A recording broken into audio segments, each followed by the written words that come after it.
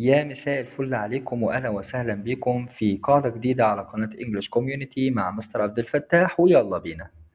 عمرك حاولت تحكي عن عادات كنت بتعملها زمان؟ زي مثلا كنت بتلعب، كنت بتروح، كنت بتيجي، كنت بتعمل حاجات مثلا بشكل متكرر في الماضي؟ النهاردة هنتكلم عن درس مهم جدا في اللغة الإنجليزية اسمه Past Habits، اللي من خلاله هنعرف ازاي نعبر عن عادات كنا بنعملها في الماضي، أشياء كانت بتحصل بشكل متكرر، الفرق بين used to و would.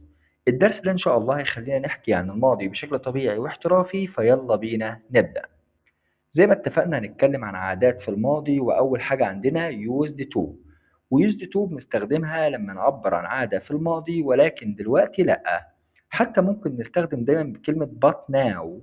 و but now لو جه بعديها ما قبلها ماضي يبقى بعديها مضارع، ولو قبلها مثبت يبقى بعديها منفي والعكس. يعني لو قبلها أصلا منفي فبنثبتها، لو قبلها مثبت بننفيها وهكذا.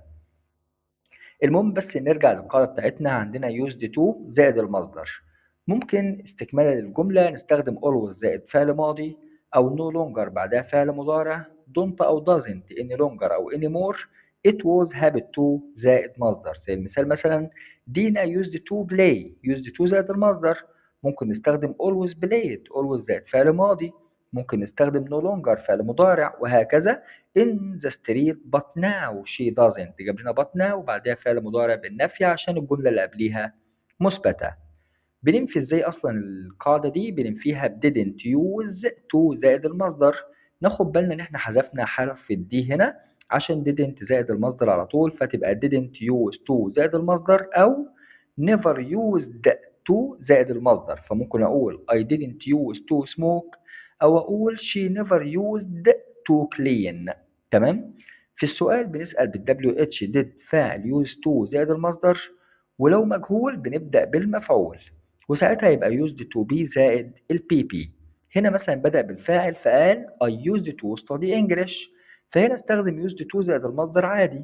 إنما لما بدأ بالإنجليش قال English used to be studied، فاستخدم used to be التصريف الثالث لكلمة study عشان فعل منتظم. طيب ده كله لو هنستخدم used to عادي جدا. طيب لو حاجة بقى كانت موجودة في الماضي ولكن بشكل مستمر أو بشكل مألوف، أعملها إزاي؟ عادي جدا هنستخدمها في المستمر، وأي مستمر في اللغة الإنجليزية بنستخدم ing. فممكن استخدم used to زائد verbing. تمام. عندنا مثلا ممكن يبقى was أو were used to زائد verbing، أو was أو were accustomed to زائد verbing، أو was أو were in the habit of زائد verbing. تمام. زي مثلا she was used to sleeping in the afternoon، هي كان مألوف أو من العادة بتاعتها بشكل مستمر إن هي تنام في فترة الظهيرة. إنما لو هتكلم عن العادة في الحاضر بنستخدم am أو is أو are used to زائد verbing. ممكن نستخدم برضو always فعل مضارع، is أو are accustomed to زائد verbing، am أو is أو are in the habit of زائد verbing. زي مثلا she is used to sleeping in the afternoon. تمام. أو she is in the habit of sleeping in the afternoon. ممكن بقى نستخدم حاجة تانية كده اسمها would زائد المصدر. وزي ما اتفقنا إن كلمة would بنستخدمها لما يكون عادة كانت تحدث في المناسبات، إنما used to بتستخدم للتعبير عن عادات وأحداث كانت موجودة بشكل متكرر في الماضي. فممكن أقول when I was young عندما كنت صغيرا I used to play tennis. ممكن أستخدم برضو would عادي. إنما الفرق بين الاتنين زي ما قلنا إن إحنا بنستخدم used to زائد المصدر لوصف حالة في الماضي مع الأفعال التقريرية، إنما would ممكن تيجي عادي جدا مع have أو be أو look وهكذا. زي مثلا هنا بنقول when I was young I used to have short hair، فهنا عندنا كلمة have بمعنى يملك، فتنفع عادي جدا مع مع used to، إنها مش تنفع مع would. تمام.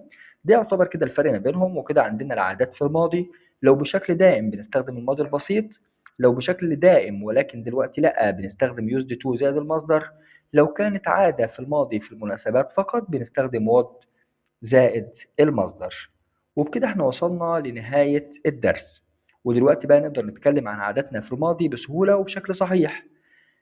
نحاول بس نفتكر مواقف من حياتنا كده وتكون جمل باستخدام used to أو would، لأن الممارسة هي سر الإتقان زي ما كلنا متفقين. ولو في أي نقطة محتاجين توضيح اكتبوها لنا في الكومنتات وأنا هشرحها لكم إن شاء الله.